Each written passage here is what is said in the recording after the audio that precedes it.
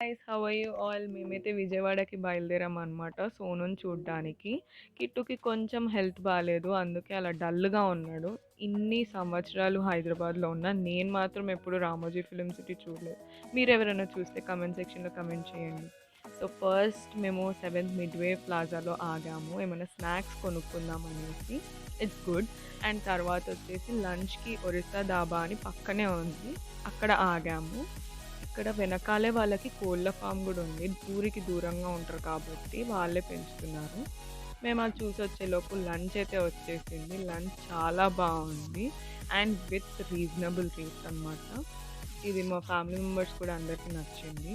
బయటికి రాగానే wait checking ఉంది. అది చూడంగానే ఎక్కేసాము దాని మీద.